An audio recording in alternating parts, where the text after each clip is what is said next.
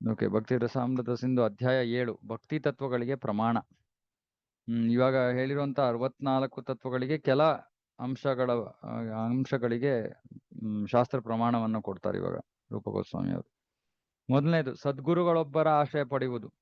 ಭಾಗವತದ 11ನೇ ಸ್ಕಂದದಲ್ಲಿ 3ನೇ ಅಧ್ಯಾಯ ಶ್ಲೋಕ 21ರಲ್ಲಿ ಪ್ರಬುದ್ಧನು ಮಹಾರಾಜ ನಿಮಿಯನ್ನು ಉದ್ದೇಶಿಸಿ ಹೇಳ್ತಾನೆ, ಪ್ರಿಯ ದೊರೆಯೇ, ಈ ಐಹಿಕ ಜಗತ್ತಿನಲ್ಲಿ ಯಾವ ಸುಖವೂ ಇಲ್ಲವೆಂಬುದನ್ನು ಚೆನ್ನಾಗಿ ತಿಳಿದುಕೋ. ಐಹಿಕ ಜಗತ್ತಿನಲ್ಲಿ ಯಾವ ಸುಖವೂ ಇಲ್ಲ, ಆದ್ರೂ ನಾವು ಆ ಸುಖಕ್ಕೋಸ್ಕರ ಹುಡುಕ್ತಾನೇ ಇದೀವಿ ಇನ್ನು. ಇಲ್ಲಿ ಸುಖವಿದೆ ಎಂದು ಭಾವಿಸುವುದೇ ತಪ್ಪು. ಭೌತಿಕ ಜಗತ್ತಿನಲ್ಲಿ ಸುಖ ಇದೆ ಅನ್ನೋದು ಭಾವಿಸುವುದೇ ತಪ್ಪು. ಏಕೆಂದರೆ ಈ ಜಗತ್ತು ನೋವು ಯಾತನೆಗಳಿಂದ ತುಂಬಿ ಹೋಗಿದೆ ಅಲ್ಲದೆ ಬೇರೊಂದಲ್ಲ.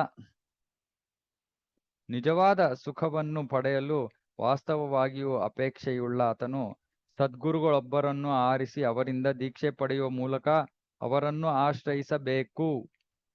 ಯಾರಿಗೆ ನಿಜವಾದ ಸಂತೋಷ ಬೇಕೋ ಅವರು ಗುರುಗಳನ್ನ ಆಯ್ಕೆ ಮಾಡ್ಕೋಬೇಕು, ಮತ್ತೆ ಅವರಿಂದ ದೀಕ್ಷೆಯನ್ನ ಪಡ್ಕೋಬೇಕು.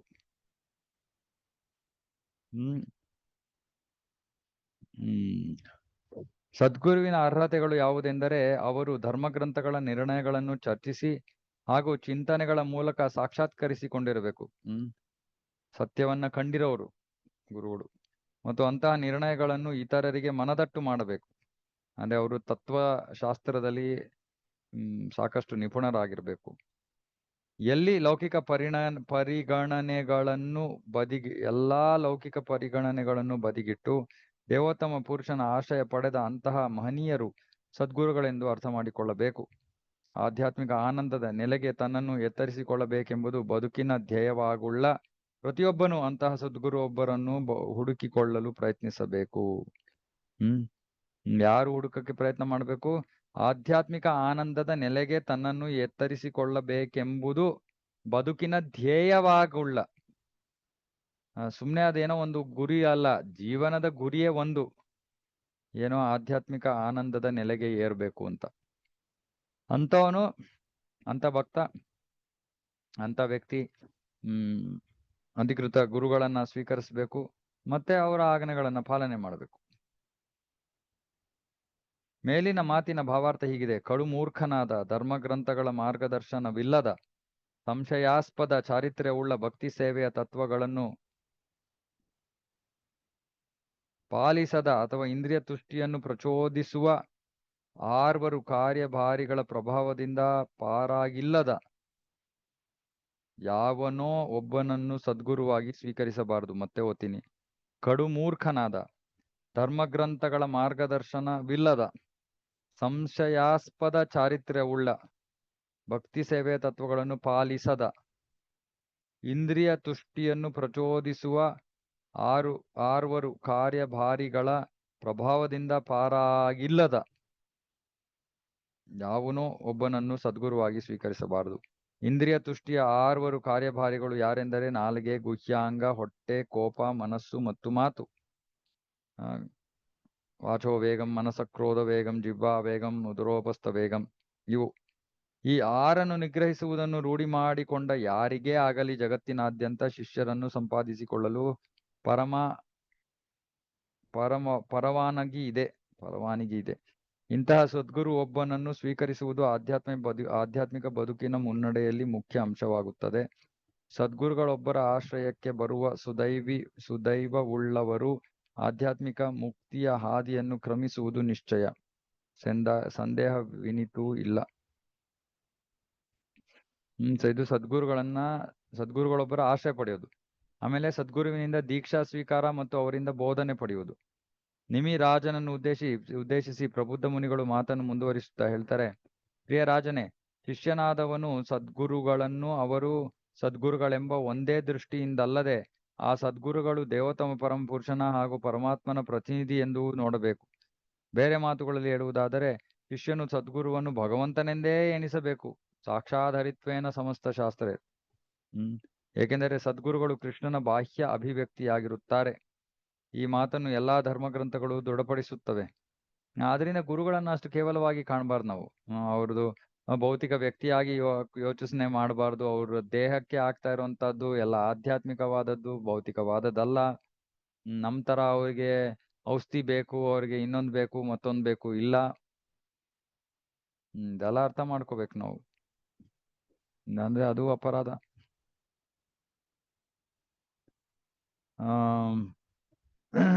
ಶಿಷ್ಯನು ಗುರುವನ್ನು ದೈವ ಸಮಾನರೆಂದು ಎಣಿಸಬೇಕು. ಶಿಷ್ಯನು ಗುರುಗಳಲ್ಲಿ ಅತೀವ ಗೌರವ ಭಕ್ತಿಗಳನ್ನು ಇರಿಸಿ ಅವರಿಂದ ಭಾಗವತವನ್ನು ಪಾಠ ಮಾಡಿಕೊಳ್ಳಬೇಕು. ಗೌರವ ಭಕ್ತಿಗಳನ್ನು ಇರಿಸಿ. ಜನರು ಈಗಿನ ಕಾಲದಲ್ಲಿ ಯಾವ ಗುರುಗಳಂದ್ರೆ ನಂಗೆ ತುಂಬಾ ಪ್ರೀತಿ ನಮ್ ಗುರುಗಳ ಮೇಲೆ, ನಾನು ಏನ್ ಬೇಕಾದ್ರೆ ಮಾತಾಡ್ತೀನಿ, ಏನ್ ಬೇಕಾದ್ರೆ ಹೇಳ್ತೀನಿ, ಏನ್ ಬೇಕಾದ್ರೆ ಮಾಡ್ತೀನಿ. ಇಲ್ಲ, ಗುರುಗಳ ಜೊತೆ ಸಂಬಂಧ ಗೌರವದ ಆಗಿರ್ಬೇಕು. ಪ್ರೀತಿ ಇದ್ದ ಆಮೇಲೆ ಬರೋದು ಪ್ರೀತಿ. ಅವರಿಂದ ಶ್ರವಣ ಮಾಡ್ಬೇಕು. ಭಾಗವತ ಶ್ರವಣ ಪ್ರವಚನಾದಿಗಳು ಒಂದು ಧಾರ್ಮಿಕ ಪ್ರಕ್ರಿಯೆಯಾಗಿದ್ದು ಅವು ವ್ಯಕ್ತಿಗೆ ದೇವೋತ್ತಮ ಪರಮ ಪುರುಷನನ್ನು ಸೇವೆ ಮಾಡುವ ಹಾಗೂ ಅವನನ್ನು ಪ್ರೇಮಿಸುವ ನೆಲೆಗೆ ಏರಿಸುತ್ತವೆ. ಶಿಷ್ಯನ ಮನೋಭಾವವು ಸದ್ಗುರುಗಳನ್ನು ಸಂತೃಪ್ತರನ್ನಾಗಿಸುವಂತಿರಬೇಕು. ಅಂದ್ರೆ ನಾವು ಯಾವ ರೀತಿ ವ್ಯವಹರಿಸ್ತೀವೋ ಅದರಿಂದ ಗುರುಗಳು ಆಗ್ಬೇಕು. ಆ ರೀತಿ ನಾವು ವ್ಯವಹರಿಸ್ಬೇಕು. ಆಗ ಆಧ್ಯಾತ್ಮಿಕ ಜ್ಞಾನವನ್ನು ತಿಳಿಯುವುದು ಶಿಷ್ಯನಿಗೆ ಸುಲಭವಾಗುತ್ತದೆ. ಈ ಅಭಿಪ್ರಾಯವನ್ನು ವೇದಗಳು ಸಮರ್ಥಿಸುತ್ತವೆ. ಅಲ್ಲದೆ ಭಗವಂತನಲ್ಲಿ ಹಾಗೂ ಸದ್ಗುರುವಿನಲ್ಲಿ ಅಚಲ ಶ್ರದ್ಧೆಯುಳ್ಳ ವ್ಯಕ್ತಿಗೆ ಎಲ್ಲವೂ ಬಹು ಸುಲಭವಾಗಿ ಗೋಚರಕ್ಕೆ ಬರುತ್ತದೆ ಎಂದು ರೂಪ ಗೋಸ್ವಾಮಿಯವರು ಮುಂದೆ ವಿವರಿಸುತ್ತಾರೆ. ಓಕೆ. ಶ್ರದ್ಧೆ ಮತ್ತು ವಿಶ್ವಾಸಗಳಿಂದ ಸದ್ಗುರುಗಳ ಸೇವೆ. ಸದ್ಗುರುಗಳಿಂದ ದೀಕ್ಷೆ ಪಡೆಯುವುದನ್ನು ಕುರಿತಂತೆ ಭಾಗವತದ 11ನೇ ಸ್ಕಂದದಲ್ಲಿ ಬರುವ ಭಗವಾನ್ ಕೃಷ್ಣನ ಮಾತುಗಳು ಹೀಗಿವೆ. ಪ್ರಿಯ ಉದ್ಧವ, ಸದ್ಗುರುವನ್ನು ನನ್ನ ಪ್ರತಿನಿಧಿ ಎಂದು ಭಾವಿಸಬೇಕು. ಅಷ್ಟೇ ಅಲ್ಲ, ಅವರು ಸ್ವಯಂ ನಾನೇ ಎಂದು ಎಣಿಸಬೇಕು. ಸಾಮಾನ್ಯ ವ್ಯಕ್ತಿಯಂತೆ ಅವರನ್ನು ಪರಿಗಣಿಸಬಾರದು. ಸಾಮಾನ್ಯ ವ್ಯಕ್ತಿಯಲ್ಲಿ ಮತ್ಸರ ತಾಳುವಂತೆ ಸದ್ಗುರುಗಳಲ್ಲಿ ಮತ್ಸರ ತಾಳುವುದು ಸರ್ವದಾ ಕೂಡದು. ಸದ್ಗುರುಗಳು ದೇವೋತ್ತಮ ಪರಮ ಪುರುಷನ ಪ್ರತಿನಿಧಿ ಎಂಬುದಾಗಿಯೇ ಸದಾ ನೋಡಬೇಕು. ಅವರ ಸೇವೆ ಮಾಡುವುದರಿಂದ ಸಕಲ ದೇವತೆಗಳ ಸೇವೆ ಮಾಡುವುದು ವ್ಯಕ್ತಿಗೆ ಸಾಧ್ಯವಾಗುತ್ತದೆ. ಅಂದ್ರೆ ಅವರಿಗೆ ಸೇವೆ ಮಾಡಿದ್ರೆ ದೇವತೆಗಳಿಗೆ ಎಲ್ಲರಿಗೂ ಸೇವೆ ಮಾಡ್ದಂಗೆ, ಬೇರೆ ಏನು ಮಾಡೋ ಅವಶ್ಯಕತೆನಿಲ್ಲ. ಸಂತ ಪುರುಷರ ಮಾರ್ಗಾನುಸರಣೆ. ಪೂರ್ವದ ಆಚಾರ್ಯರನ್ನು ಹಾಗೂ ಸಂತರನ್ನು ಅನುಸರಿಸಿ ನಡೆಯಬೇಕೆಂದು ಸ್ಕಾಂದ ಪುರಾಣದಲ್ಲಿ ಹೇಳಲಾಗಿದೆ. ಏಕೆಂದರೆ ಅಂತವರ ಹೆಜ್ಜೆ ಜಾಡಿನಲ್ಲಿ ನಡೆಯುವುದರಿಂದ ಅಪೇಕ್ಷಿತ ಫಲಗಳು ಸಿದ್ಧಿಸುವವಲ್ಲದೆ ಶೋಕ ಪಡಬೇಕಾದಕ್ಕಾಗಲಿ ಮುನ್ನಡೆಯಲ್ಲಿ ಎಡಹುವುದಕ್ಕಾಗಲಿ ಅವಕಾಶವಿರುವುದಿಲ್ಲ. ಅವರ ಹೆಜ್ಜೆ ಗುರುತುಗಳಲ್ಲಿ ನಡೆಯುವುದರಿಂದ ಅಪೇಕ್ಷಿತ ಫಲಗಳು ಸಿದ್ಧಿಸುವವು ಅಲ್ಲದೆ ಶೋಕ ಪಡಬೇಕಾದದ್ದಕ್ಕಾಗಲಿ ಮುನ್ನಡೆಯಲ್ಲಿ ಎಡಹುವುದಕ್ಕಾಗಲಿ ಅವಕಾಶವಿರುವುದಿಲ್ಲ. ಬ್ರಹ್ಮಯಾಮಲ ಎಂಬ ಒಂದು ಧರ್ಮಗ್ರಂಥವು ಹೀಗೆ ಹೇಳುತ್ತದೆ. ಧರ್ಮಗ್ರಂಥಗಳ ಪ್ರಾಮಾಣ್ಯವನ್ನು ಗೌರವಿಸಿ ನಡೆಯದೆ ತಾನೊಬ್ಬ ಬಹು ದೊಡ್ಡ ಭಕ್ತನೆಂದು ತೋರಿಸಿಕೊಳ್ಳಲು ಯಾರಾದರೂ ಪ್ರಯತ್ನಿಸಿದರೆ ಅಂಥವನ ಕಾರ್ಯಗಳು ಭಕ್ತಿ ಸೇವೆಯಲ್ಲಿ ಪ್ರಗತಿ ಸಾಧಿಸುವ ಅವನ ಉದ್ದೇಶ ಪೂರೈಕೆಗೆ ನೆರವಾಗುವುದಿಲ್ಲ. ಇದು ಬಹಳ ಮುಖ್ಯ. ಅದು ಧರ್ಮಗ್ರಂಥಗಳ ಪ್ರಾಮಾಣ್ಯವನ್ನು ಗೌರವಿಸಿ ನಡೆಯದೆ ನಮಗ್ ಮನಸ್ಸಿಗೆ ಬಂದಂಗೆ ಮಾಡ್ಕೊಳ್ಳೋದು. ಅದಕ್ಕೆ ಏನಾದ್ರೂ ಕಾರಣ ಕೊಟ್ಕೋಬಹುದು. ನಾನು ಮುಂದುವರೆದಿರೋ ಭಕ್ತ, ಅಥವಾ ಇವೆಲ್ಲ ಬೇರೆ ಭಕ್ತರಿಗೆ ನನಗಲ್ಲ, ಏನೇ ಕಾರಣ ಕೊಟ್ಕೋಬಹುದು. ಆದ್ರೆ ಅದರಿಂದ ನಾವು ಭಕ್ತಿಯಲ್ಲಿ ಪ್ರಗತಿ ಸಾಧಿಸಕ್ಕಾಗಲ್ಲ. ನಮಗೆ ಮನಸ್ಸಿಗೆ ಬಂದಂಗೆ ನಾವು ಭಕ್ತಿಯನ್ನ ಮಾಡಿದ್ರೆ ಭಕ್ತಿಯಲ್ಲಿ ಪ್ರಗತಿ ನಮಗೆ ಸಾಧಿಸಕ್ಕಾಗೋದಿಲ್ಲ. ಇದು ಬಹಳ ಮುಖ್ಯವಾದದ್ದು. ನಾವು ನೋಡ್ತೀವಿ ಸಾಮಾನ್ಯವಾಗಿ ಭಕ್ತರು ಯಾಕೋ ನಿಯಮಗಳನ್ನ ಪಾಲನೆ ಮಾಡೋದಕ್ಕೆ ಬಹಳ ಹಿಂಜರಿತಾರೆ. ಅವ್ರಿಗೆ ಏನೋ ಮನಸ್ಸಿಗೆ ಬಂದಂಗೆ ಭಕ್ತಿ, ನಾನ್ ಮಾಡಿದ್ದೆ ಭಕ್ತಿ, ನಾನ್ ಮಾಡಿದ್ದೆ ಭಗವಂತ ಸ್ವೀಕಾರ ಮಾಡ್ಬೇಕು. ಹಾಗೆ ಮಾಡಬಾರ್ದು. ನಿಯಮಗಳು ಏನಿದೆಯೋ ಅದನ್ನ ಮೊದಲು ತಿಳ್ಕೋಬೇಕು, ಅದರ ಪ್ರಕಾರ ನಡಿಬೇಕು. ನಿಯಮಗಳು ಹೆಚ್ಚು ಕಡಿಮೆ ಭಕ್ತರಿಗೆ ಗೊತ್ತಿರಲ್ಲ. ನಿಯಮಗಳನ್ನ ತಿಳ್ಕೋಬೇಕು. ಇದು ಬಹಳ ಬಹಳ ಮುಖ್ಯ.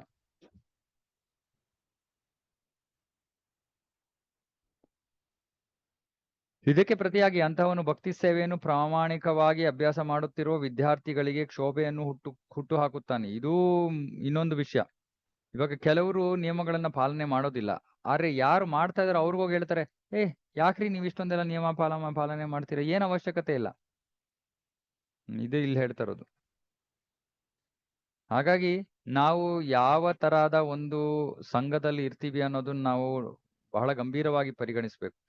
ನಮಗೆ ಸರಿಯಾದ ನಿಯಮಗಳನ್ನ ಕಲಿಸಿ ನಮಗೆ ಸರಿಯಾದ ಮಾರ್ಗದರ್ಶನ ಕೊಡುವಂತಹ ವಾತಾವರಣದಲ್ಲಿ ಇರ್ಬೇಕು ನಾವು.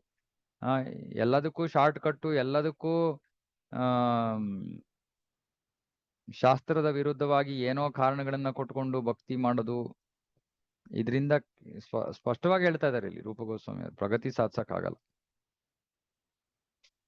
ಧರ್ಮಗ್ರಂಥಗಳು ಹೇಳುವ ತತ್ವಗಳನ್ನು ಕಟ್ಟುನಿಟ್ಟಾಗಿ ಅನುಸರಿಸಿ ಅಂತ ಹೇಳ್ತಾ ಇಲ್ಲ. ತತ್ವಗಳನ್ನು ಅನುಸರಿಸಿ ನಡೆಯದವರನ್ನು ಅಲ್ಲ, ಕಟ್ಟುನಿಟ್ಟಾಗಿ ಅನುಸರಿಸಿ ನಡೆಯದವರನ್ನು ಸಾಮಾನ್ಯವಾಗಿ ಸಹಜೀಯ ಎಂದರೆ ಎಲ್ಲವೂ ಬಹು ಅಗ್ಗವೆಂದು ಕಲ್ಪಿಸಿಕೊಂಡವರು ಎಂದು ಕರೆಯುತ್ತಾರೆ. ಇವಾಗ ಉದಾಹರಣೆಗೆ ನಾವು ಸಾಮಾನ್ಯವಾಗಿ ಹೇಳೋದು, ಇವಾಗ ವೈಷ್ಣವರು ಅಂದ್ರೆ ವೈಷ್ಣವ ಉಡುಪಿದೆ. ಇವಾಗ ವೈಷ್ಣವ ಉಡುಪು ಧರಿಸದೆ ಇವಾಗ ಯಾರೋ ಸೇವೆ ಮಾಡ್ತಾ ಇದಾರೆ, ಪ್ಯಾಂಟು ಶರ್ಟ್ ಹಾಕೊಂಡು ಸೇವೆ ಮಾಡಿದ್ರೆ ಅದು ಸ್ವೀಕೃತ ಅಲ್ಲ, ಅದು ಅಗ್ಗದ ವಿಚಾರ. ಪ್ಯಾಂಟು ಶರ್ಟು ನಮ್ಮ ಭಕ್ತಿಗೆ ಸಂಬಂಧಿತವಾದ ಉಡುಪು ಅಲ್ವೇ ಅಲ್ಲ. ಅದು ಹೊರಗಡೆ ಗಂಡಸರು ಆಫೀಸ್ಗೆ ಹೋಗ್ತಾರೆ, ಹಾಕೊಂಡು ಹೋಗ್ತಾರೆ ಅಷ್ಟೇ. ಅರೆ ಭಕ್ತಿ ಸೇವೆ ಮಾಡ್ಬೇಕಂದ್ರೆ ಭಗವಂತನಿಗೆ ಹೇಗ್ ಬೇಕೋ ಹಾಗೆ ಮಾಡ್ಬೇಕು ತಾನೆ ನಾವು. ಅದು ಇದೆಲ್ಲ ಏನು ನಮ್ಗೆ ನಮ್ಮ ದೇಶದಲ್ಲಿರೋ ನಮ್ಗೆ ಇದೆಲ್ಲ ಹೊಸದಾದೇನು ಅಲ್ಲ. ಸಾಮಾನ್ಯವಾದ ವಿಷಯ ಇದು. ಅದು ಸಹಜೀಯ. ಅವರಿಗೆ ಎಲ್ಲದರ ಬಗೆಗೂ ಕಲ್ಪಿತ ಅಭಿಪ್ರಾಯಗಳಿರುತ್ತವೆ. ಇದು ನೋಡಿ, ಇದು ಸ್ಪಷ್ಟವಾಗಿ ಹೇಳ್ತಾ ಇದ್ದಾರೆ. ಅವ್ರಿಗೆ ಎಲ್ಲದರ ಬಗ್ಗೆ ಕಲ್ಪಿತ ಅಭಿಪ್ರಾಯಗಳಿರುತ್ತವೆ. ಅಂದ್ರೆ ಸರಿಯಾಗಿ ವಿಷಯಗಳನ್ನ ತಿಳ್ಕೊಂಡಿಲ್ಲ, ಏನೋ ತಮಗೇನೋ ಅನ್ಸಿರುತ್ತೆ, ಎಲ್ಲೋ ಏನೋ ನೋಡಿರ್ತಾರೆ, ಏನೋ ಒಂದು ಕಲ್ಪನೆ, ಹಿಂಗೂ ಮಾಡ್ಬೋದು, ಹಂಗೆ ಮಾಡ್ಬೋದು. ಮತ್ತು ಅವರು ಧರ್ಮಗ್ರಂಥಗಳ ಆದೇಶ ಪಾಲನೆ ಮಾಡುವುದಿಲ್ಲ. ಇಂಥ ಜನರು ಭಕ್ತಿ ಸೇವೆ ನಿರ್ವಹಣೆ ಕಾರ್ಯದಲ್ಲಿ ಅಡೆತಡೆಗಳನ್ನು ಒಡ್ಡುತ್ತಿರುತ್ತಾರಷ್ಟೇ. ಅವ್ರ ಭಕ್ತಿಯಲ್ಲಿ ಮುಂದುವರಿಯಲ್ಲ, ಅದ್ರ ಜೊತೆಗೆ ಬೇರೆಯವ್ರಿಗೂ ಅಡೆತಡೆಗಳನ್ನ ಉಂಟು ಮಾಡ್ತಾ ಇರ್ತಾರೆ ಅವ್ರು. ಈ ಸಂಬಂಧದಲ್ಲಿ ಭಕ್ತಿ ಸೇವೆಯ ಪ್ರಕ್ರಿಯೆಯಲ್ಲಿ ಇಲ್ಲದಿರುವವರು ಹಾಗೂ ಅಪೌರುಷ ಧರ್ಮಗ್ರಂಥಗಳನ್ನು ಕುರಿತಂತೆ ತಾತ್ಸಾರ ಭಾವವುಳ್ಳವರು ಒಂದು ಆಕ್ಷೇಪ ಎತ್ತಬಹುದು. ತಾತ್ಸಾರ ಅಂದ್ರೆ ಅವ್ರಿಗೆ ಯಾವ್ದ್ರ ಮೇಲೂ ಏನು ಗೌರವ ಇಲ್ಲ. ಬೌದ್ಧ ಧರ್ಮದಲ್ಲಿ ಇದಕ್ಕೊಂದು ಉದಾಹರಣೆ ಸಿಗುತ್ತದೆ. ಭಗವಾನ್ ಬುದ್ಧನು ಅತಿ ಶ್ರೇಷ್ಠ ಕ್ಷತ್ರಿಯ ಕುಟುಂಬ ಒಂದರಲ್ಲಿ ಜನಿಸಿದನು. ಆದರೆ ಅವನ ತತ್ವಗಳು ವೇದ ವಿರೋಧಿಯಾಗಿದ್ದವು, ಆ ಕಾರಣ ತಿರಸ್ಕೃತವೂ ಆದವು. ಹಿಂದೂ ದೊರೆಯೊಬ್ಬನ ಅಶೋಕ ಮಹಾರಾಜನ ಆಶ್ರಯದಲ್ಲಿ ಬೌದ್ಧ ಧರ್ಮವನ್ನು ಇಡೀ ಭರತಖಂಡದಲ್ಲಿ ಹಾಗೂ ಅದರ ಸುತ್ತಮುತ್ತಲಿನ ದೇಶಗಳಲ್ಲಿ ಹರಡಲಾಯಿತು. ಆದಾಗ್ಯೂ ಮಹಾನ್ ದಾರ್ಶನಿಕ ಬೋಧಕ ಶಂಕರಾಚಾರ್ಯರು ಅವತರಿಸಿದ ತರುವಾಯ ಬೌದ್ಧ ಧರ್ಮವು ಭರತಖಂಡದ ಗಡಿಗಳಾಚೆಗೆ ಉಚ್ಚಾಟಿತವಾಯಿತು. ಬುದ್ಧನಿಗೆ ಭಕ್ತಿ ಸೇವೆ ಸಲ್ಲಿಸುವ ಜನ ಅನೇಕರಿದ್ದಾರೆ.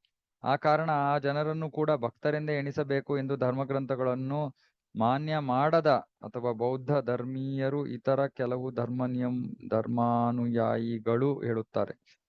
ಈ ಮಾತಿಗೆ ಉತ್ತರ ನೀಡುತ್ತಾ ಬುದ್ಧಾನುಯಾಯಿಗಳನ್ನು ಭಕ್ತರೆಂದು ಪರಿಗಣಿಸುವ ಹಾಗಿಲ್ಲವೆಂದು ಶ್ರೀಲ ರೂಪ ಗೋಸ್ವಾಮಿಯವರು ಹೇಳುತ್ತಾರೆ.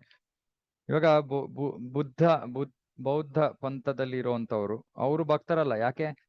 ಅವರ ಮಾರ್ಗವೇ ವೇದಗಳಿಗೆ ವಿರುದ್ಧವಾಗಿರೋದು, ಅಥವಾ ವೇದಗಳ ಪ್ರಕಾರವಾಗಿ ಇಲ್ಲೇ ಇರೋದು. ಯಾರು ವೇದಗಳನ್ನ ಪಾಲನೆ ಮಾಡೋದಿಲ್ವೋ, ಯಾರು ನಿಯಮಗಳನ್ನು ಸರಿಯಾಗಿ ಪಾಲನೆ ಮಾಡೋದಿಲ್ವೋ ಅವ್ರನ್ನ ಭಕ್ತರು ಅಂತ ಕರಿಬಾರದು. ಅದನ್ನಿಲ್ಲಿ ಹೇಳ್ತದೆ ರೂಪ ಗೋಸ್ವಾಮಿ ಅವರು.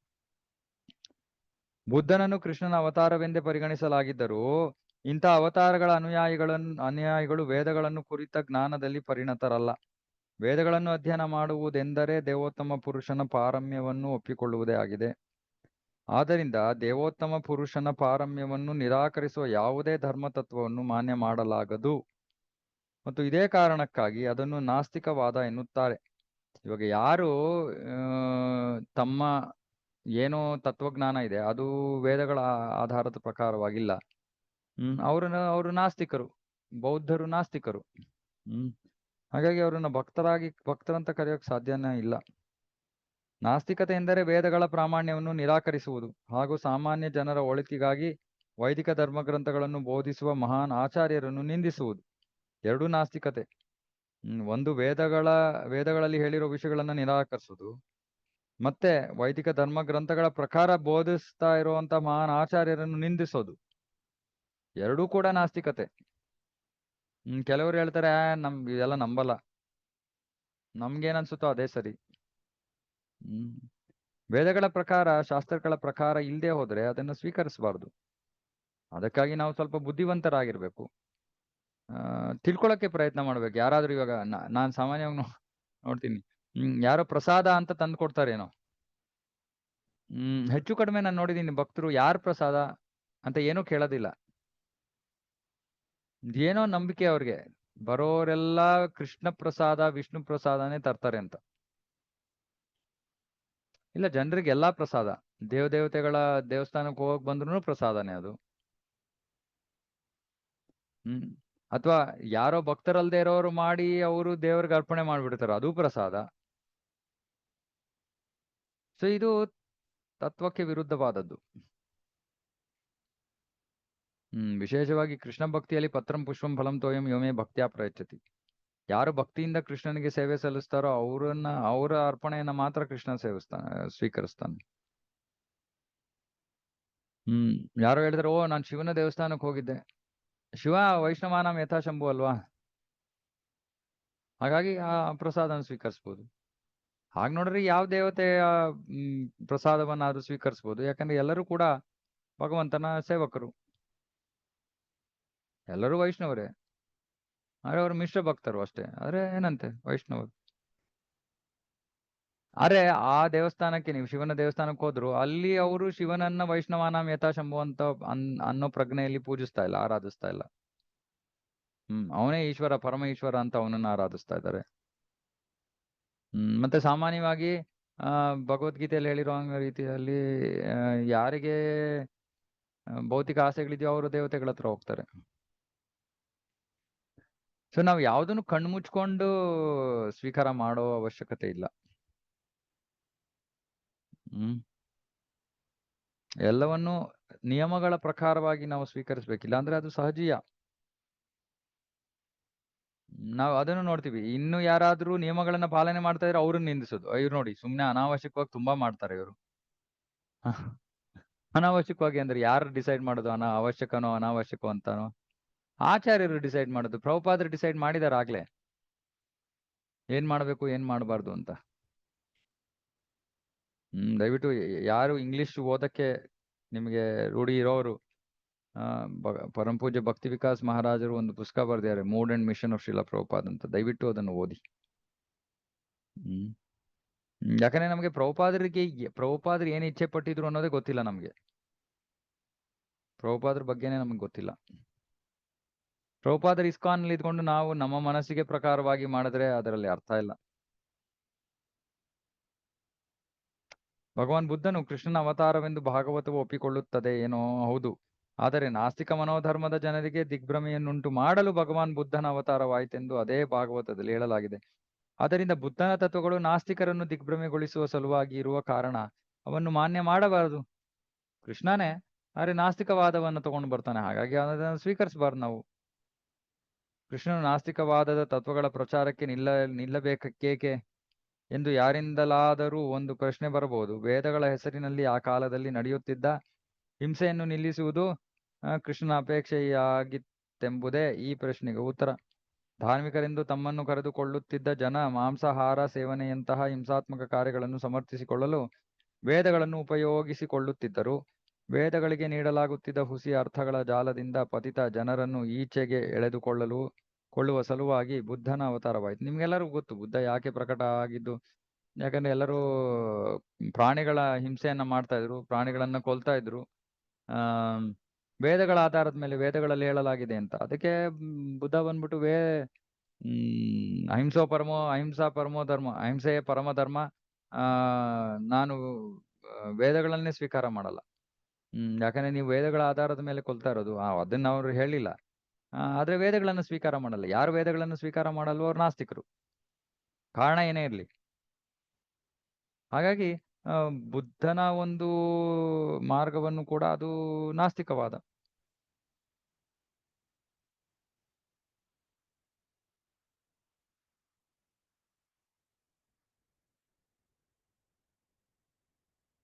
ಹಾಗೆ ಬೋಧಿಸುವ ತನ್ನನ್ನು ಎಂದೇ ನಾಸ್ತಿಕರಿಗೆ ಬುದ್ಧನು ನಾಸ್ತಿಕವಾದವನ್ನೇ ಬೋಧಿಸಿದ. ಹಾಗೆ ಬೋಧಿಸುವ ತನ್ನನ್ನು ಅಥವಾ ಕೃಷ್ಣನನ್ನು ಆ ಜನ ಹಿಂಬಾಲಿಸಿ ನಡೆದು ತನ್ಮೂಲಕ ಕೃಷ್ಣನ ಸೇವೆಯಲ್ಲಿ ನಿಲ್ಲುವಂತೆ ಬುದ್ಧನು ಆ ಜನರನ್ನು ಮರುಳುಗೊಳಿಸಿದ. ಇವಾಗ ಅವನು ಕೃಷ್ಣ, ಆದ್ರೆ ಅವನು ನಾಸ್ತಿಕವಾದವನ್ನ ಹರಡ್ದ. ಯಾರು ಅವನನ್ನ ನಂಬ್ಕೊಂಡು ಅವನಿಂದ ಬಂದು ಅವನ ಆರಾಧಕರಾದ್ರು ಅವರು ಪರೋಕ್ಷವಾಗಿ ಕೃಷ್ಣನನ್ನೇ ಆರಾಧಿಸ್ತಾ ಇದ್ದಾರೆ. ಅವ್ರಿಗೆ ಆ ಒಂದು ಕೃಪೆ ಸಿಗತ್ತೆ ಅಷ್ಟೇ. ಉಪಾಯವಾಗಿ ಮಾಡಿದ ತಂತ್ರಗಾರಿಕೆ ಇದು ಆಗಿತ್ತು ಅಷ್ಟೇ, ಉಪಾಯ.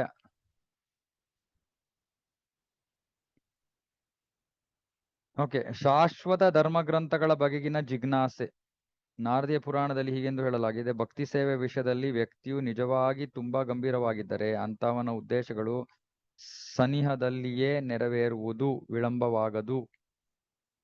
ಯಾರು ಧರ್ಮಗ್ರಂಥಗಳ ಪ್ರಕಾರವಾಗಿ ಗಂಭೀರವಾಗಿ ಯಾರು ಎಲ್ಲವನ್ನು ಪಾಲಿಸ್ತಾ ಇದ್ದಾರೋ ಅವರ ಇಷ್ಟಾರ್ಥಗಳು, ಆಧ್ಯಾತ್ಮಿಕ ಇಷ್ಟಾರ್ಥಗಳು ಬಹಳ ಬೇಗ ಪೂರೈಸಲ್ಪಡುತ್ತೆ, ವಿಳಂಬವಾಗೋದಿಲ್ಲ, ಡಿಲೇ ಆಗೋದಿಲ್ಲ.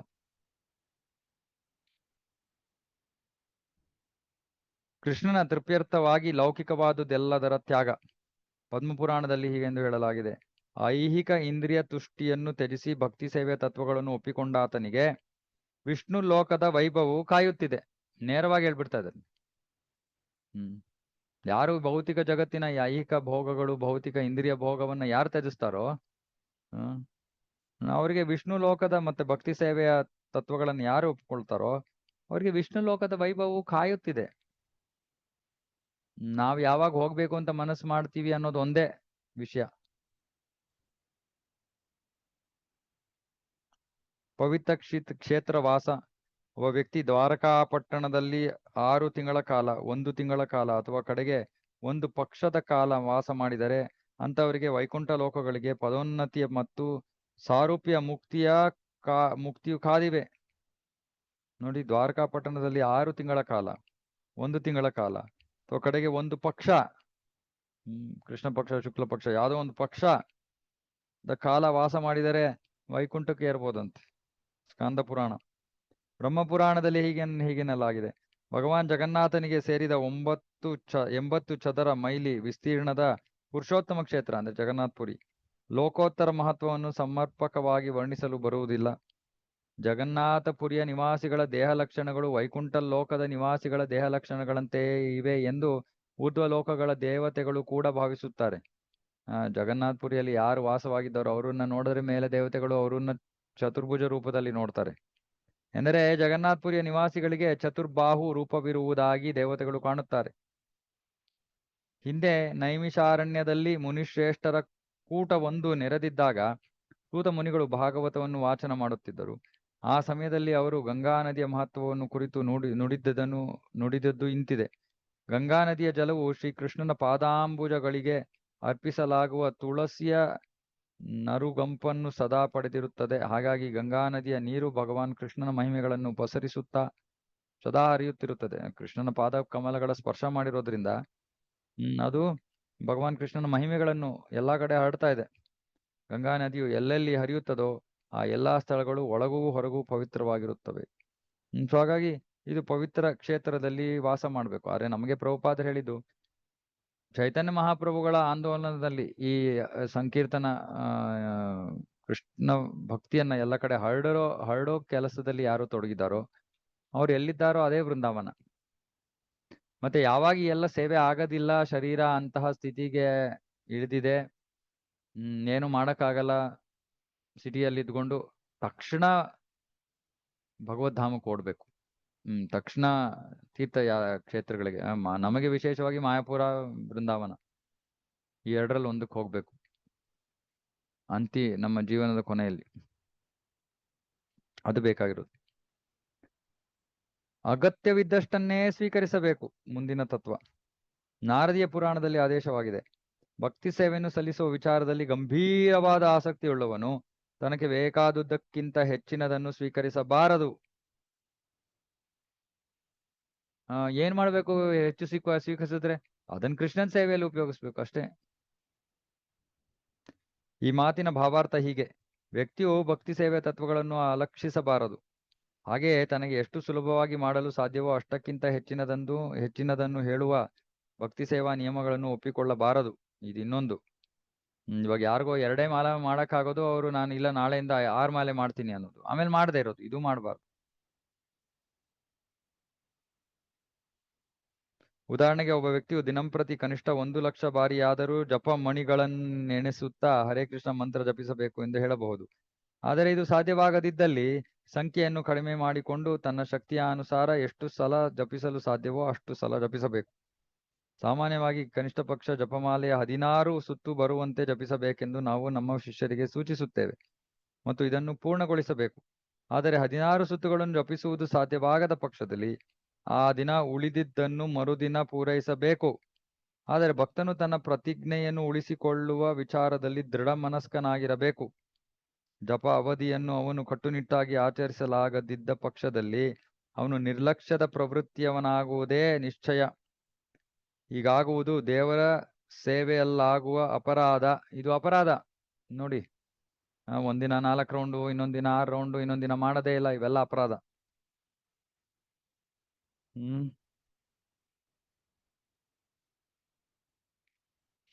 ದೋಷಗಳನ್ನು ಪ್ರೋತ್ಸಾಹಿಸುತ್ತಾ ಹೋದಲ್ಲಿ ನಾವು ಭಕ್ತಿ ಸೇವೆಯಲ್ಲಿ ಮುಂದುವರಿಯಲಿಕ್ಕೆ ಆಗದು. ತಪ್ಪುಗಳನ್ನ ಮಾಡ್ತಾ ಇದೀವಿ, ಅದನ್ನೇ ಮುಂದುವರಿಸ್ತಾ ಇದೀವಿ. ಅದನ್ನ ತಿದ್ಕೊಳ್ಳೋ ಯಾವ ಪ್ರಯತ್ನವೂ ಇಲ್ಲ. ಇಲ್ಲಿ ಹೇಳ್ತಾ ಇದಾರೆ ಪ್ರಭುಪಾದರು, ಭಕ್ತಿಯಲ್ಲಿ ಮುಂದುವರಿಯಕ್ಕಾಗಲ್ಲ. ಆದ್ದರಿಂದ ವ್ಯಕ್ತಿಯು ತನ್ನ ಸಾಮರ್ಥ್ಯಕ್ಕೆ ಅನುಗುಣವಾಗಿ ತಾನೇ ಒಂದು ನಿಯಂತ್ರಣವನ್ನು ಹಾಕಿಕೊಂಡು ಆ ನಿಯಮವನ್ನು ಮರೆಯದೆ ನಡೆಯುವುದು ಕ್ಷೇಮಕರ. ಈ ಮಾರ್ಗಾನುಸಾರ ಅವನು ಆಧ್ಯಾತ್ಮಿಕ ಬದುಕಿನಲ್ಲಿ ಮುನ್ನಡೆಯುವುದು ಸಾಧ್ಯವಾಗುತ್ತದೆ. ನಮಗೆ ಎಷ್ಟಾಗುತ್ತೋ ನಾವು ಅಷ್ಟನ್ನೇ ಸ್ವೀಕಾರ ಮಾಡಬೇಕು, ಅಷ್ಟನ್ನೇ ಮಾಡಬೇಕು. ಹೆಚ್ಚು ಸ್ವೀಕಾರ ಮಾಡಿ ಮಾಡದೇ ಇರೋದು ತಪ್ಪು, ಅಥವಾ ತುಂಬಾ ಕಡಿಮೆ ಸ್ವೀಕಾರ ಮಾಡೋದು ತಪ್ಪು. ಎರಡನೇದು, ನಮಗೆ ಎಷ್ಟು ಬೇಕೋ ಭೌತಿಕವಾಗಿ ಅಷ್ಟು ನಾವು ಗಳಿಸ್ಬೇಕು. ಅದಕ್ಕಿಂತ ಹೆಚ್ಚೇನು ಬಂದರೂ ಕೃಷ್ಣನಿಗೋಸ್ಕರ ಉಪಯೋಗಿಸ್ಬೇಕು. ರೂಪ ಗೋಸ್ವಾಮಿ ಅವರು ಹೇಳಿದ್ರು 25% ಎಮರ್ಜೆನ್ಸಿಗೋಸ್ಕರ ಇಟ್ಕೊಳ್ಳಿ. 50% ಅವರು ಕೃಷ್ಣ ಪ್ರಜ್ಞೆಗೆ ಇವತ್ತು ಖರ್ಚು ಮಾಡಬೇಕು ಅಂತ ಹೇಳಿರೋದು. ಇನ್ನು 25% ಫ್ಯಾಮಿಲಿ, ಇನ್ನು 25% ಎಮರ್ಜೆನ್ಸಿ. ಓಕೆ, 50% ನಮ್ ಕೃಷ್ಣನ್ ಕೊಡಕ್ ಆಗದೆ ಇದ್ರು ಎಷ್ಟಾಗುತ್ತೋ ಅಷ್ಟು ಕೊಡ್ಬೇಕು. 25% ಕೊಡ್ಬೋದು, ಅಥವಾ 10% ಕೊಡ್ಬೋದು, ಏನೋ ಒಂದು ಕೊಡ್ಬೇಕಂತೂ ಭಗವಂತನಿಗೆ.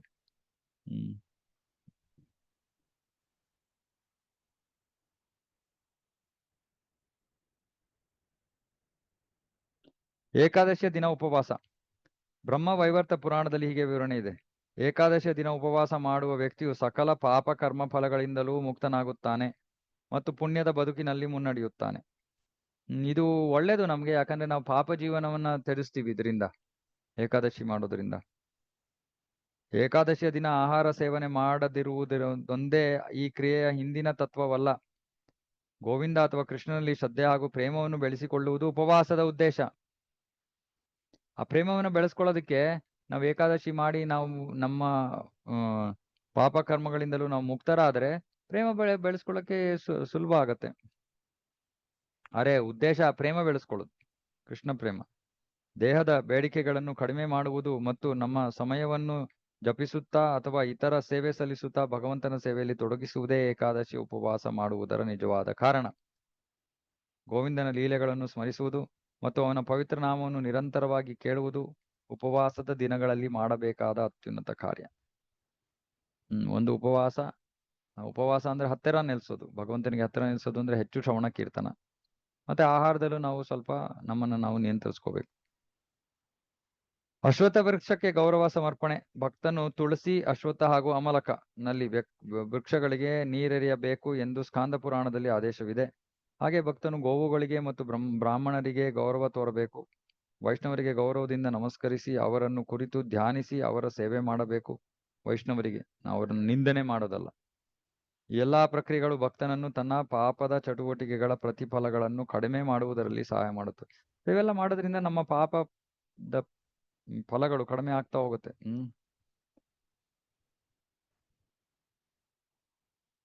ಭಕ್ತರಲ್ಲದ ಜನರ ಸಂಘ ಪರಿತ್ಯಾಗ. ವೈಷ್ಣವನ ಸಾಮಾನ್ಯ ನಡವಳಿಕೆ ಹೀಗಿರಬೇಕೆಂದು ಭಗವಾನ್ ಚೈತನ್ಯರ ಗೃಹಸ್ಥ ಭಕ್ತರೊಬ್ಬರು ಒಮ್ಮೆ ಅವರನ್ನು ಹೇಗಿರಬೇಕೆಂದು ಭಗವಾನ್ ಚೈತನ್ಯರ ಗೃಹಸ್ಥ ಭಕ್ತರೊಬ್ಬರು ಒಮ್ಮೆ ಅವರನ್ನು ಕೇಳಿದರು. ವೈಷ್ಣವನು ಭಕ್ತರಲ್ಲದ ಜನರ ಸಂಘವನ್ನು ತ್ಯಜಿಸಬೇಕೆಂಬುದು ಚೈತನ್ಯರು ನೀಡಿದ ಉತ್ತರವಾಗಿತ್ತು. ಅವತ್ತೇ ನಾನು ಎಕ್ಸ್ಪ್ಲೇನ್ ಮಾಡಿದೆ. ಭಕ್ತರ ಸಂಘವನ್ನ ಭಕ್ತರಲ್ಲದವರ ಸಂಘವನ್ನ ತ್ಯಜಿಸ್ಬೇಕು ಅಂದ್ರೆ ಎಷ್ಟು ಅವಶ್ಯಕವೋ ಅಷ್ಟು ಮಾತ್ರ ಅವ್ರ ಜೊತೆ ವ್ಯವಹರಿಸ್ಬೇಕು, ತುಂಬಾ ಅಲ್ಲ. ಮಾತನ್ನು ಮುಂದುವರಿಸಿ ಚೈತನ್ಯರು ನೀಡಿದ ವಿವರಣೆ ಇಂತಿದೆ. ಭಕ್ತರಲ್ಲದವರಲ್ಲಿ 2 ವರ್ಗಗಳಿವೆ. ಒಂದು ವರ್ಗಕ್ಕೆ ಸೇರಿದ ಜನ ಕೃಷ್ಣನ ಪಾರಮ್ಯಕ್ಕೆ ವಿರೋಧಿಗಳು, ಅಂದ್ರೆ ಕೃಷ್ಣ ದೇವೋತ್ತಮ ಪರಮಪುರುಷನ ಅಂತ ಸ್ವೀಕಾರ ಮಾಡೋದಿಲ್ಲ. ಇನ್ನೊಂದು ವರ್ಗದವರು ಐಹಿಕ ಭೋಗಾಸಕ್ತರು. ಒಬ್ರು ಕೃಷ್ಣನ ಸ್ವೀಕಾರ ಮಾಡಲ್ಲ, ಇಲ್ಲ ಇನ್ನೊಬ್ರು ಕೃಷ್ಣನ್ ಸ್ವೀಕಾರ ಮಾಡಿದ್ರು ಕೂಡ ಅವರು ಇಂದ್ರಿಯ ಭೋಗದಲ್ಲಿ ಮುಳುಗಿದ್ದಾರೆ. ಬೇರೆ ಮಾತುಗಳಲ್ಲಿ ಹೇಳುವುದಾದ್ರೆ ಐಹಿಕ ಸುಖವನ್ನು ಅರಸುವವರು ಮತ್ತು ಭಗವಂತನ ಪಾರಮ್ಯವನ್ನು ವಿರೋಧಿಸುವ ಜನರನ್ನು ಅವೈಷ್ಣವರೆಂದು ಕರೆಯುತ್ತಾರೆ. ಸೊ ಇಬ್ಬರು ಇಂದ್ರಿಯ ಭೋಗದಲ್ಲಿ ತೊಡಗಿರೋರು ಅವೈಷ್ಣವರು, ಕೃಷ್ಣ ದೇವೋತ್ತಮ ಪರಮ ಪುರುಷ ಅಂತ ಸ್ವೀಕಾರ ಮಾಡದೇ ಇರೋರು ಅವೈಷ್ಣವರು. ಇವರಿಬ್ಬರ ಸಂಘವನ್ನು ತ್ಯಜಿಸ್ಬೇಕು. ಅವರ ಸಂಘವನ್ನು ಖಂಡಿತವಾಗಿ ತಪ್ಪಿಸಿಕೊಳ್ಳಬೇಕು. ಇಂಥವ್ರು ಆಫೀಸಲ್ಲೂ ಇರ್ತಾರೆ ಒಂದೊಂದ್ಸತಿ. ನಾವು ತಿಲಕ ಇಟ್ಕೊಂಡು ಆಫೀಸ್ಗೆ ಹೋದ್ರೆ ಕೇಳ್ತಾರೆ, ಏನಿದು ಇದೆಲ್ಲ ಏನು ನೀವು ಮಾಡೋದು, ಯಾಕೆ ನಂಬ್ತೀರಾ ನೀವು ಕೃಷ್ಣ ಇದ್ದಾನೆ ಅಂತ. ನೀವು ಇಂಥವರಿಂದ ದೂರ ಇರ್ಬೇಕು. ಇನ್ನು ಮಿಕ್ಕವರು ಜೊತೆ ಎಷ್ಟು ಬೇಕೋ ಅಷ್ಟೇ ವ್ಯವಹಾರ. ಉಕ್ಕಿನ ಪಂಜರದಲ್ಲಿ ಜೀವಿಸಬೇಕಾದ ಪ್ರಸಂಗ ಬಂದಾಗಲೂ ಅಥವಾ ದಗದಗಿಸಿ ಉರಿಯುವ ಜ್ವಾಲೆಯ ನಡುವೆ ಇರಬೇಕಾದ ಸಂದರ್ಭ ಒದಗಿದಾಗಲೂ ಅಂತಹ ಯಾತನೆಯನ್ನಾದರೂ ವ್ಯಕ್ತಿಯು ಒಪ್ಪಿಕೊಳ್ಳಬೇಕೇ, ಪರಂತು ಭಗವಂತನ ಪಾರಮ್ಯವನ್ನು ಶತಾಯ ಗತಾಯ ವಿರೋಧಿಸುವ ಜನರೊಟ್ಟಿಗೆ ಜೀವಿಸಬಾರದು. ಇದು ಕಾತ್ಯಾಯನ ಸಂಹಿತೆ ಹೇಳುತ್ತದೆ.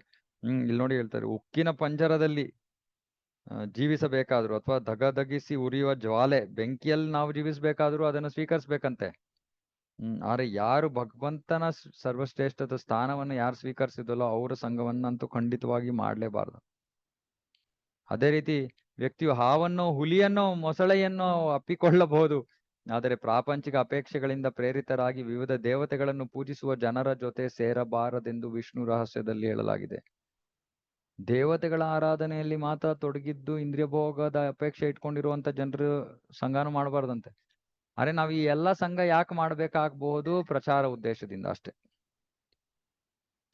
ವ್ಯಕ್ತಿಗೆ ಲೌಕಿಕ ಲಾಭದ ಆಸೆ ಇದ್ದಲ್ಲಿ ಅಂತಹವನು ಒಬ್ಬನೊಬ್ಬ ದೇವತೆಯನ್ನು ಪೂಜಿಸಬಹುದೆಂದು ಧರ್ಮಶಾಸ್ತ್ರದಲ್ಲಿ ಉಪದೇಶ ಉಂಟು. ಉದಾಹರಣೆಗೆ, ರೋಗ ವಿಮುಕ್ತನಾಗಲು ಒಬ್ಬ ವ್ಯಕ್ತಿಯು ಸೂರ್ಯದೇವನ ಉಪಾಸನೆ ಮಾಡಬಹುದು. ಸುಂದರ ಪತ್ನಿಯನ್ನು ಪಡೆಯಲಿಕ್ಕೆ ಇಚ್ಛಿಸುವವನು ಶಿವನ ಪತ್ನಿ ಉಮೆಯನ್ನು ಪೂಜಿಸಬಹುದು. ಉನ್ನತ ಮಟ್ಟದ ವಿದ್ಯೆಗಾಗಿ ಸರಸ್ವತಿ. ಹೀಗೆ ಜನರ ಅಪೇಕ್ಷೆಗಳನ್ನು ಅನುಸರಿಸಿ ಯಾರು ಯಾವ ದೇವತೆಗಳನ್ನು ಪೂಜಿಸಬೇಕು ಎಂಬುದರ ಒಂದು ಪಟ್ಟಿಕೆ ಶ್ರೀಮದ್ ಭಾಗವತದಲ್ಲಿದೆ. ಆದರೆ ಇಂಥ ಎಲ್ಲ ಉಪಾಸಕರು ದೇವತೆಗಳಲ್ಲಿ ಉದ್ದಂಡ ಭಕ್ತಿಯುಳ್ಳವರಂತೆ ಕಂಡು ಬಂದರೂ ಅವರನ್ನು ಅಭಕ್ತರೆಂದೇ ಪರಿಗಣಿಸಲಾಗುತ್ತದೆ. ಅವರನ್ನು ಭಕ್ತರೆಂದು ಒಪ್ಪಿಕೊಳ್ಳುವಂತಿಲ್ಲ. ಎಲ್ಲರೂ ಹೋಗಿ ಸೇರುವುದು ಒಂದೇ ಗಮ್ಯಸ್ಥಾನವಾದ್ದರಿಂದ ಭಗವಂತನ ಯಾವ ರೂಪವನ್ನಾದರೂ ಪೂಜಿಸಬಹುದೆಂದು ಮಾಯಾವಾದಿಗಳು ಹೇಳುತ್ತಾರೆ. ಆದರೆ ದೇವತೆಗಳನ್ನು ಪೂಜಿಸುವವರು ಕೊನೆಗೆ ಆ ದೇವತೆಗಳಿರುವ ಗೃಹಲೋಕಗಳನ್ನಷ್ಟೇ ಸೇರುತ್ತಾರೆ ಎಂದು ಭಗವದ್ಗೀತೆಯಲ್ಲಿ ಸ್ಪಷ್ಟವಾಗಿ ಹೇಳಲಾಗಿದೆ. ಅದೇ ಸ್ವಯಂ ಭಗವಂತನ ಭಕ್ತರಾದವರು ಅವನ ಧಾಮವನ್ನು ಸೇರುತ್ತಾರೆ. ಆದ್ದರಿಂದ ದೇವತೆಗಳನ್ನು ಪೂಜಿಸುವ ಜನರು ವಾಸ್ತವವಾಗಿ ಗೀತೆಯಲ್ಲಿ ಖಂಡನೆಗೆ ಒಳಗಾಗಿದ್ದಾರೆ. ಅವರ ಕಾಮಪೂರಿತ ಅಪೇಕ್ಷೆಗಳ ಕಾರಣ ಅವರು ತಮ್ಮ ಬುದ್ಧಿಮತ್ತೆಯನ್ನು ಕಳೆದುಕೊಂಡಿದ್ದಾರೆ ಮತ್ತು ಅಪೇಕ್ಷೆಗಳನ್ನು ಗುರಿಯಾಗಿಟ್ಟುಕೊಂಡು ದೇವತೆಗಳನ್ನು ಪೂಜಿಸುತ್ತಾರೆಂದು ಹೇಳಲಾಗಿದೆ. ಆದ್ದರಿಂದ ಇಂತಹ ಜನರ ಜೊತೆ ವಾಸಿಸುವುದಕ್ಕಿಂತ ಕ್ರೂರ ಮೃಗಗಳ ಜೊತೆ ವಾಸಿಸುವುದು ಮೇಲೆಂದು ವಿಷ್ಣು ರಹಸ್ಯದಲ್ಲಿ ಉಗ್ರವಾದ ಖಂಡನೆ ಇದೆ. ಹೀಗೆ ಲೌಕಿಕವಾಗಿ ಮುಳುಗಿರುವಂತಹ ಜನರ ಸಂಘವನ್ನ ಮಾಡಬಾರ್ದು. ಅದ್ರ ಬದಲು ಕ್ರೂರ ಮೃಗಗಳ ಜೊತೆ ಜೀವಿಸೋದು ಒಳ್ಳೇದಂತ.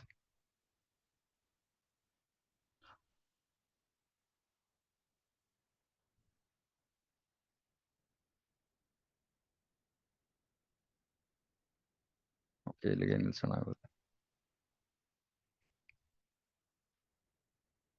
ಓಕೆ, ಏನಾದ್ರು ಪ್ರಶ್ನೆ ಇದೆಯಾ? ರಾಘವೇಂದ್ರ ಸ್ವಾಮಿ ಪ್ರಸಾದ ಕೊಟ್ರೆ ತಿನ್ಬೋದು?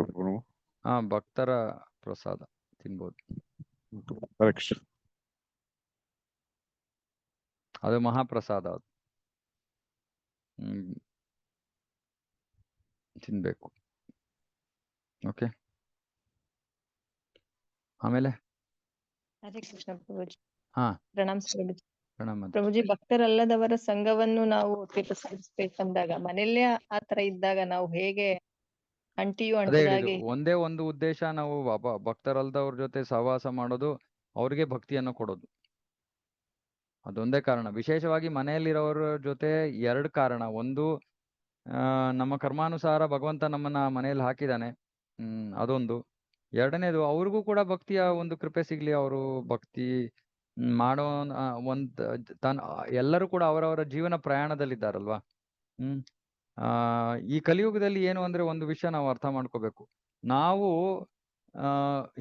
ಹಿಂದಿನ ಯುಗಗಳಲ್ಲಿ ಸಾಮಾನ್ಯವಾಗಿ ಕ್ರಮೇಣವಾಗಿ ಜನರು ಭಕ್ತಿಗೆ ಬರೋರು. ಕರ್ಮ ಮಾಡ್ತಾ ಇದ್ರು, ಆಮೇಲೆ ಕರ್ಮವನ್ನೇ ತ್ಯಜಿಸಿ ಜ್ಞಾನದ ಮಾರ್ಗಕ್ಕೆ ಬರ್ತಾ ಇದ್ರು, ಆಮೇಲೆ ಜ್ಞಾನ ಮಾರ್ಗವನ್ನು ಬಿಟ್ಟು ಕೊನೆಗೆ ಭಕ್ತಿಯ ಮಾರ್ಗಕ್ಕೆ ಬರ್ತಾ ಇದ್ರು. ಕ್ರಮವಾಗಿ ಎಲ್ಲರೂ ಮುಂದುವರಿತಾ ಇದ್ರು. ಆದ್ರೆ ಈ ಕಲಿಯುಗಕ್ಕೆ ಸಂಬಂಧಿಸಿದಂತೆ ಹೇಗೆ ಅಂದ್ರೆ, ನಾವು ಹೇಗೋ ಅಂತೂ ನಮಗೆ ಭಕ್ತಿ ಸಿಕ್ಕಿದೆ, ಆದ್ರೆ ಜೊತೆಗೆ ನಾವು ಪಾಪಮಯ ಜೀವನವನ್ನು ಮಾಡಿದ್ದೀವಿ ಹಿಂದಿನ ಜನ್ಮಗಳಲ್ಲಿ. ಹಾಗಾಗಿ ನಮಗೆ ಈ ರೀತಿಯಾದ ಒಂದು 2 ತರಹದ ಸನ್ನಿವೇಶ ನಾವು ಎದುರಿಸ್ಬೇಕು. ಒಂದು, ಭಕ್ತರು ಆಗಿದ್ದೀವಿ, ಆದ್ರೆ ಅಭಕ್ತರ ಸಂಘದಲ್ಲಿದ್ದೀವಿ. ಆದ್ರೆ ಹಿಂದಿನ ಕಾಲದಲ್ಲಿ ಹಿಂಗ ಆಗ್ತಾನೆ ಇರ್ಲಿಲ್ಲ. ಸೊ ನಾವು ತಿಳ್ಕೊಬೇಕು, ಅದು ಒಂದು ಈ ಒಂದು ಕಾಲದ ಪರಿಸ್ಥಿತಿ. ಅಂತಹ ಜನರ ಮಧ್ಯೆ ನಾವು ಇರ್ಬೇಕಾಗತ್ತೆ. ಆದ್ರೆ ಸಂಘದ ಇನ್ನೊಂದು ಅರ್ಥ ಅಂದ್ರೆ, ನಾವು ಅವರಿಂದ ಪ್ರಭಾವಿತರಾಗಬಾರ್ದು, ಅವರಿಂದ ನಾವು ಇನ್ಫ್ಲುಯೆನ್ಸ್ ಆಗ್ಬಾರ್ದು.